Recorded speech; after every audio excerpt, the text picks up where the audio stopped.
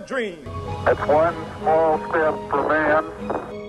I am the greatest. You want something, go get it. Period.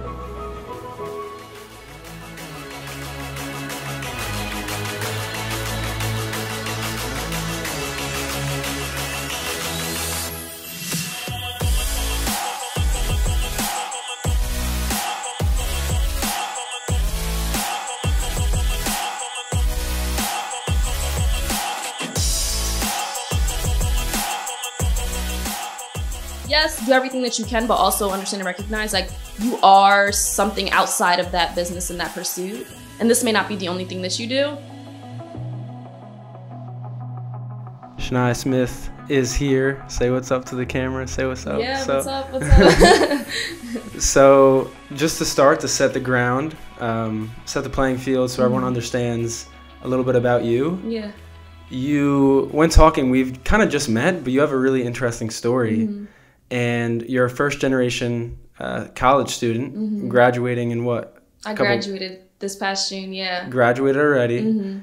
And a first-generation entrepreneur, which you're starting your own venture already. Yep. And you're scratching your own itch in helping students find their educational pathways. Yeah, yeah. So starting from the roots, digging deep into the ground, can you talk about where you grew up, how it was growing up, and how that really influenced, you know, making Invure, and we'll get into all that after. Yeah, sure. So I've been in Philly for like close to 10 years, but prior to that, my like upbringing and my childhood all kind of stemmed in Camden, New Jersey. So that's pretty much where both of my parents were born and raised and went to a good portion of their school. That's where they met.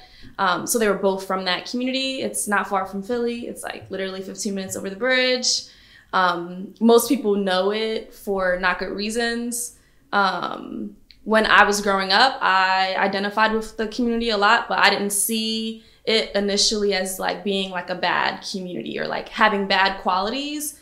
At that time, it wasn't like until later when I started to get new experiences that I started to kind of see some of the challenges that were there and that like still exist today. And a good portion of my family are still located there. So, yeah, I pretty much was actually born in Lancaster, Pennsylvania. So not Camden. Oh, really? Okay. But I left Lancaster when I was about like 2, maybe. And I ended up like starting like pre-K, like kindergarten, first grade, second grade. So my earliest years of education like were in Camden.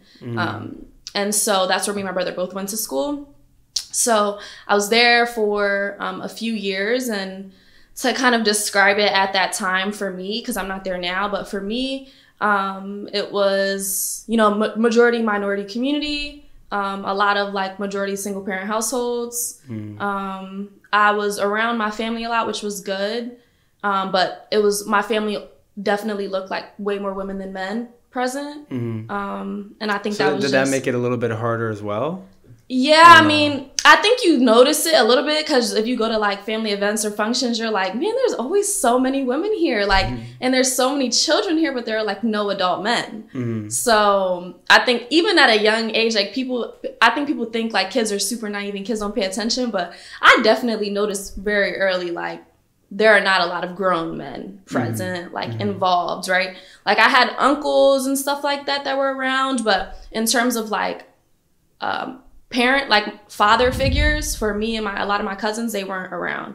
So that was something I picked up on early, and that was a pretty good reflection of a lot of my friends as well, who were like from Camden, who lived in Camden, and who grew up in Camden. So that was like kind of the environment. It was like a single parent household, a lot of, you know, minority based community, and the school district. Like while I did enjoy my time there when I was originally being brought up,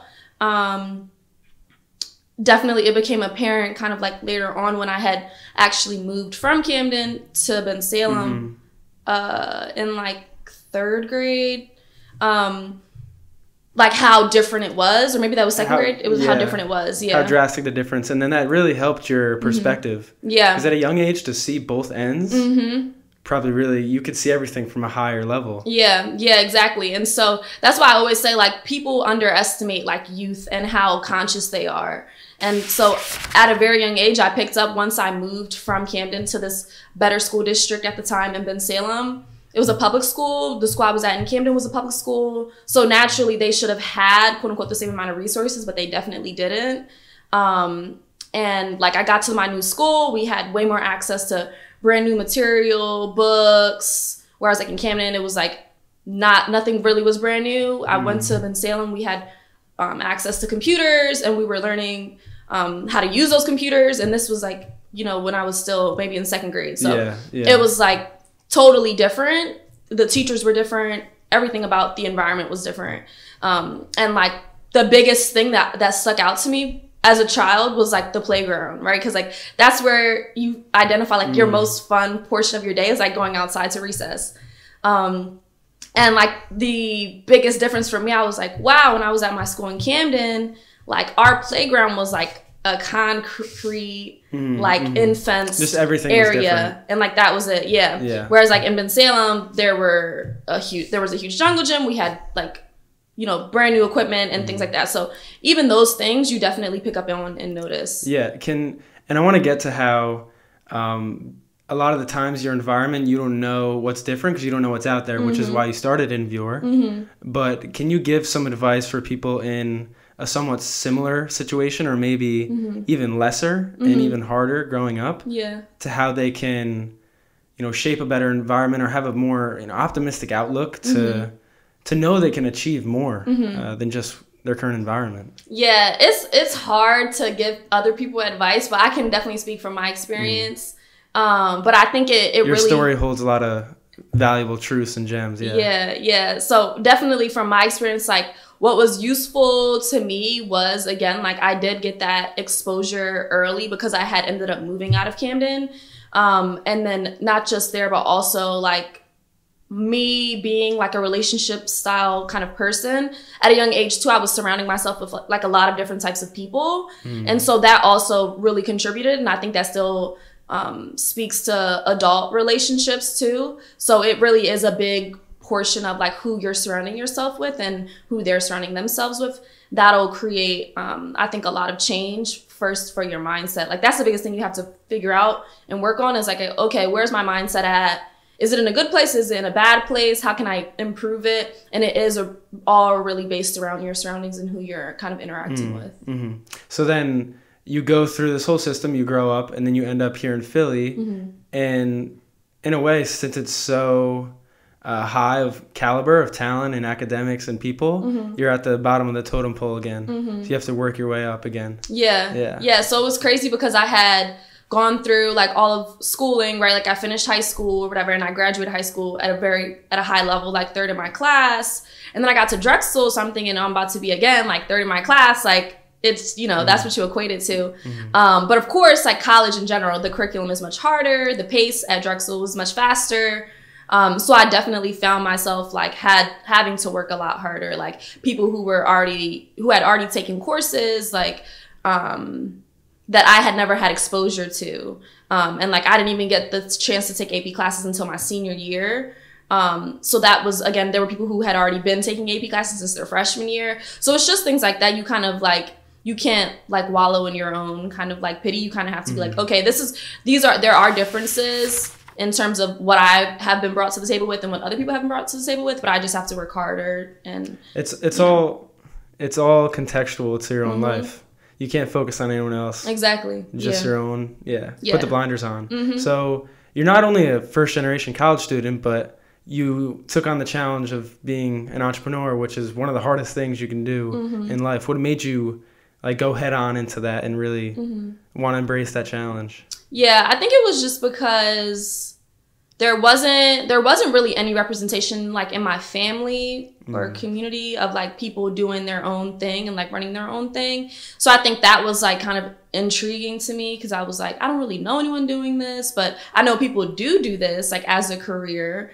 And so it kind of started from that vantage point, and also just like I did kind of like witness and recognize a lot of like inequality that was present for my family members and how they were always very much so at the control of their employers. And I didn't like that about it. That wasn't appealing to me, the idea of like not having more control or more power in my hands. So entrepreneurship is a good equivalent to that, because you are creating like what you want for yourself if you're working hard. Yeah, so it's crazy to see that growing up, you had one experience and you want to create the opposite for others, or a better environment or system for others. And then the same thing with your family and wanting to be more independent, be more empowered with entrepreneurship. That's really interesting to me. Yeah, and I think it was, for me, I was always like curious about, you know, why things were the way that they were. Yeah. And so if I was recognizing patterns in communities in the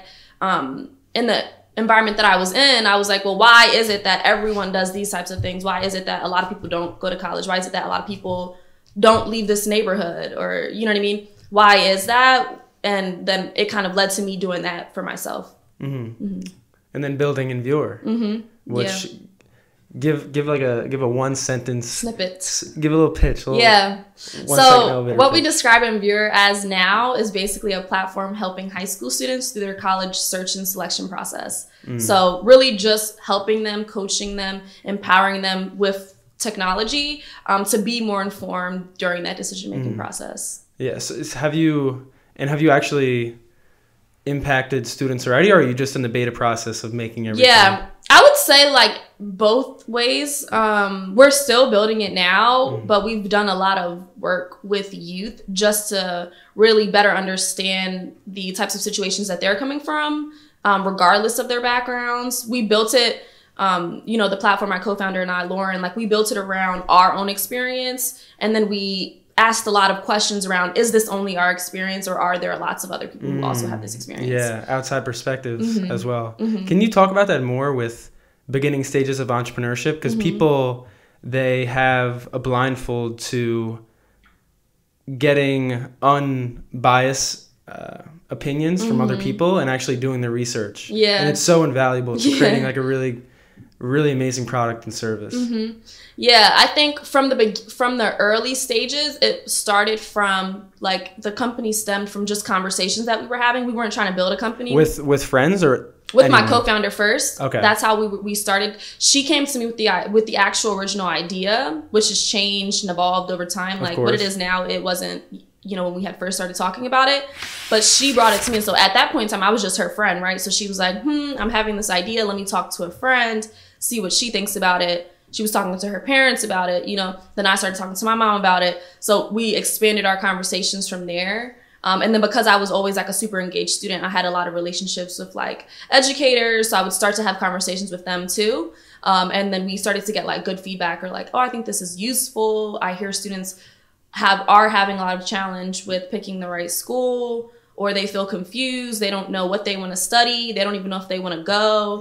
So a lot of that was like being echoed and from a lot of different voices.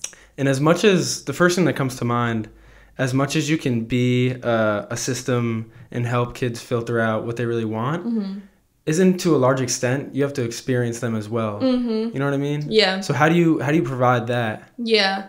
From an immediate standpoint, you mean like how are we engaging with students, or like how are you providing, like for you, like you've had so many different jobs, which we can touch on, and for myself and I'm sure other people, they found themselves after wandering through the maze of trying so many different things. So how do you like supplement that? That's actually something that people have brought up to us too. They're like, well, we think that the bumpy road that they experience is like it builds their character, and we're like, yes, like we're not eliminating the bumpy road. That's not by any means what we're doing, but college in and of itself and like education in and of itself is super valuable and important. So we're really not trying to replace anything per se. We're just trying to really improve upon the kind of practices that students are already engaging in. They're already thinking about going to college.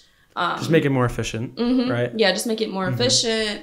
Make it so that they have more power in their hands, because right now it's very it's an up in the air situation that we've heard a lot of times from students that are like, well, I just picked a school that was near me, or that was cheap, or that my parents went to, but they're not really thinking about, is this school actually going to be valuable, particularly in terms of what I'm paying for it?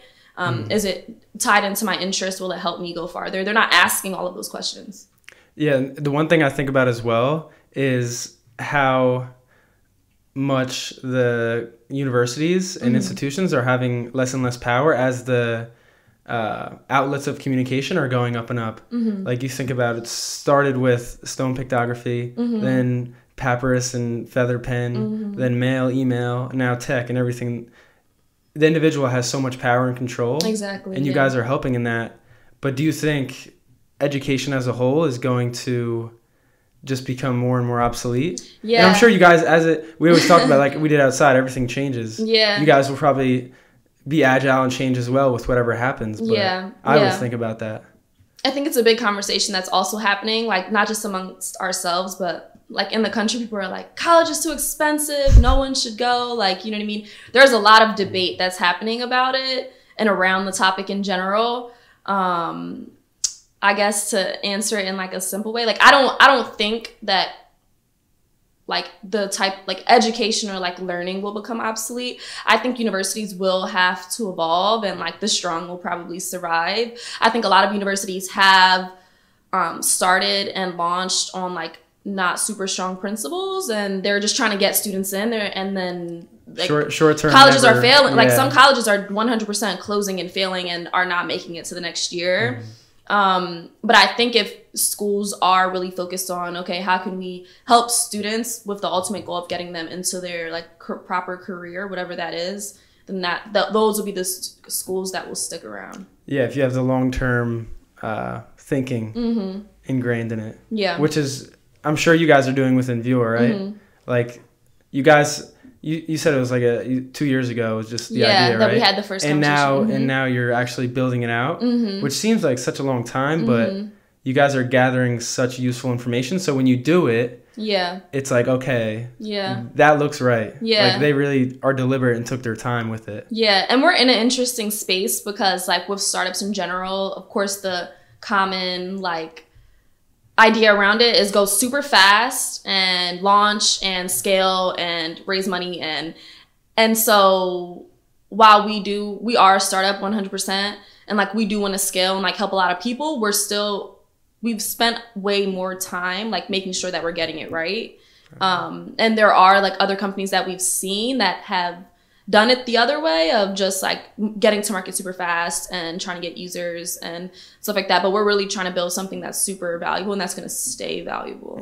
So it's not as much of like a race for us. Like we want to get it right. Like, and that's what's like super important. I love that. That's so spot on. Yeah, it is. Yeah. I want to seep that into more people's DNA. Yeah. And can you talk about also, it's evident that women aren't as represented in most things, especially entrepreneurship. Yeah. What is it like having the ability to change that, but also being in the space and seeing in your own eyes, like growing up, your own perspective was changed. You can see now your perspective. How is all that combining together? Yeah, I think it's exciting because more women are getting involved, but it's still so small compared to like how many men are like in startups and are running startups and are launching startups. A statistic did just come out that like Black women are launching businesses at the highest rate in the nation, but I think there's still, of course, like we have to catch up. Like, you know what I mean? It's like, it's in that sense, it's like there's still not a lot of representation. Like, and I worked at like 2 startups before, and just naturally when you go to startup events, meetups, you meet other founders. More often than not, I'm meeting a lot of men, especially if I'm talking to tech entrepreneurs, I'm meeting a lot of men.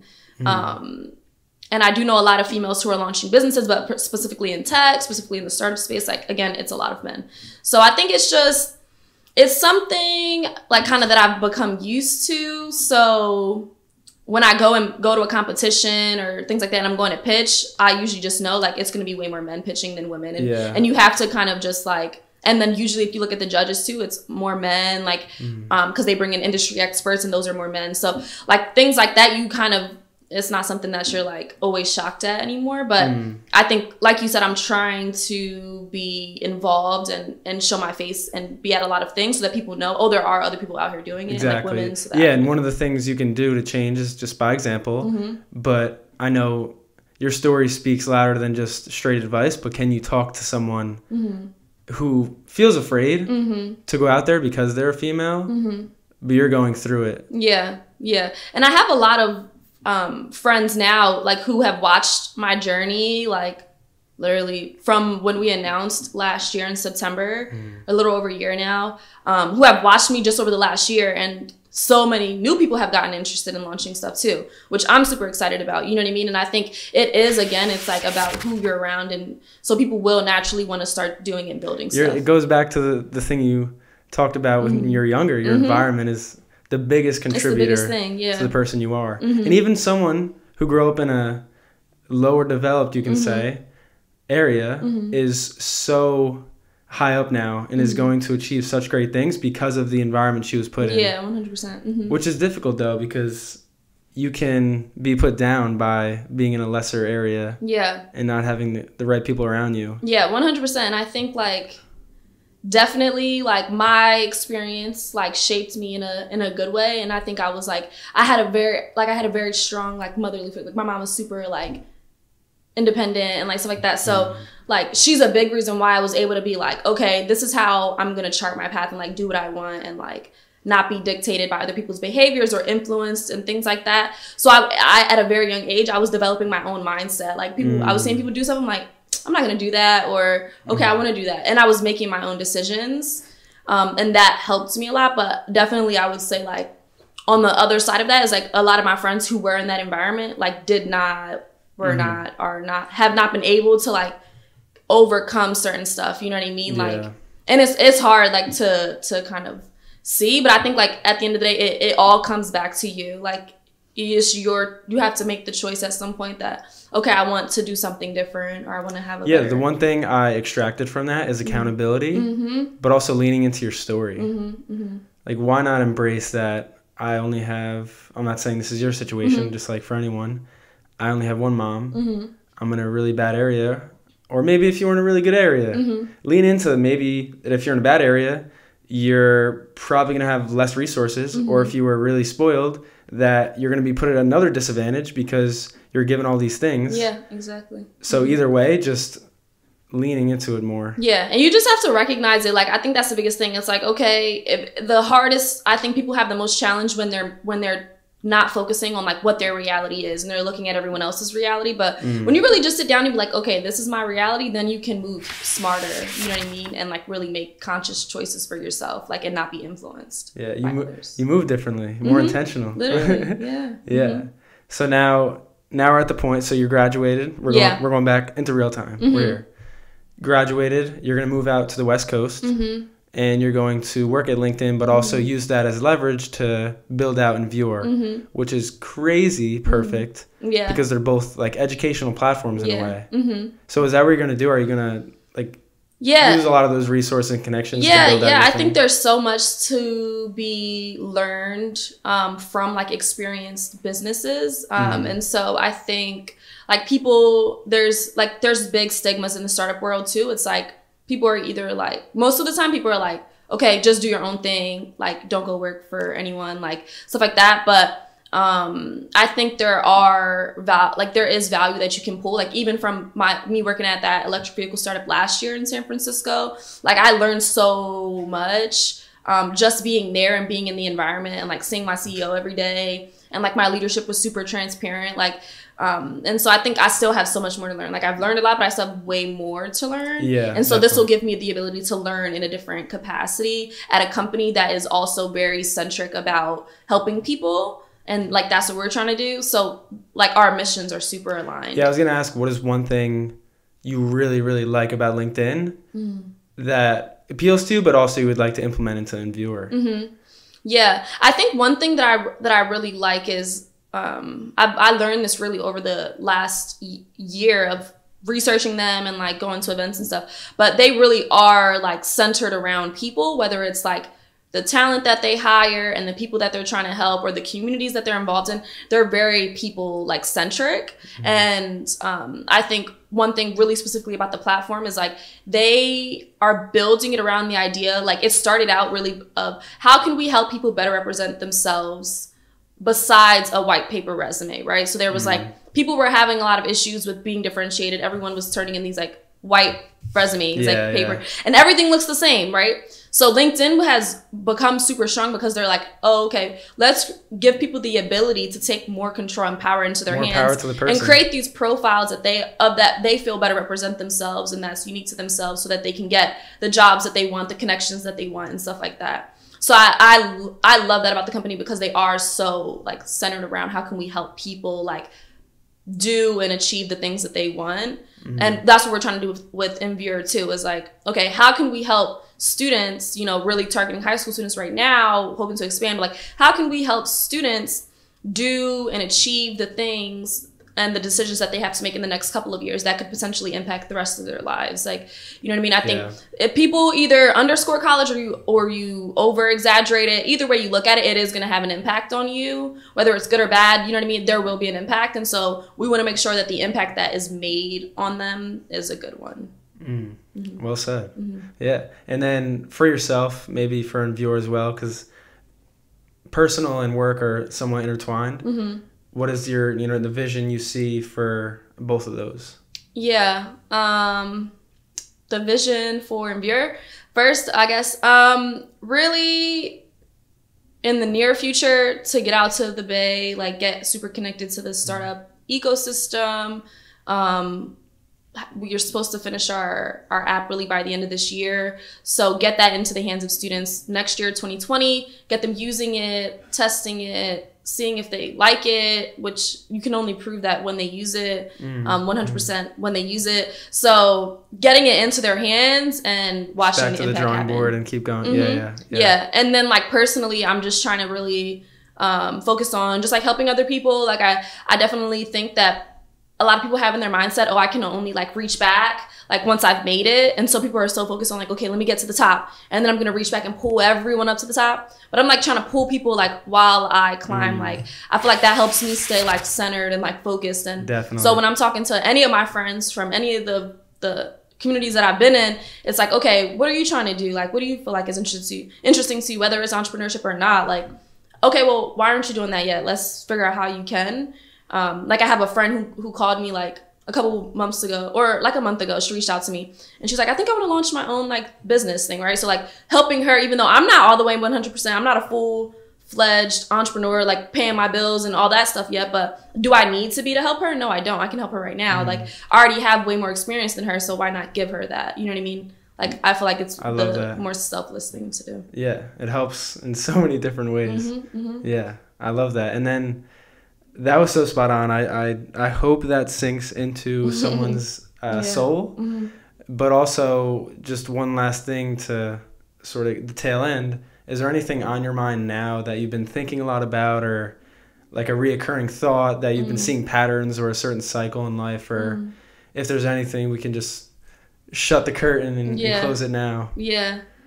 I think the biggest thing that I've been thinking about like recently, this is the first thing that came to mind, so I'm going to say it, is like the importance of people and like everyone, like myself included, like not equating like our individual successes or to like our own self-worth. And I think about it a lot because I look at a lot of entrepreneurs. I have relationships with a lot of entrepreneurs. You hear a lot about like entrepreneurs who had like really successful rises and then falls. And I think it's like a lot of pressure when you're trying to like build something, and naturally people are always like, I get the question every day, hey, what are you doing with Envure? Like every day, like, you know what I mean? From anyone who has ever heard of me, what's going on with Envure? Like all the time, right? And so naturally I think it becomes like super easy. I just had this conversation with one of my good friends, he's a founder too, around like, yes, like pour everything you can into your business to try and make it as successful as you can, right? So that it can be that $1 billion company.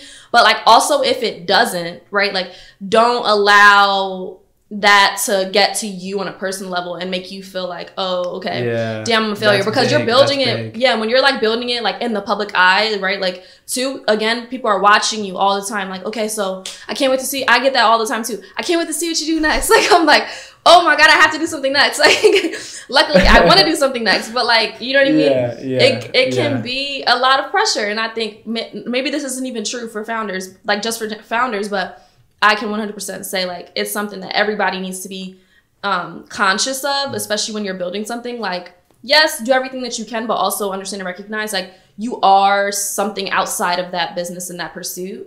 And this may not be the only thing that you do. You know what I mean? I feel like I want to do way more other things in life. So I think that helps, you know what I mean, to keep you like focused too. That's not talked about enough. Mm-hmm. I really love how you're thinking about that. Mm-hmm. It's that push and pull. Yeah. Yeah.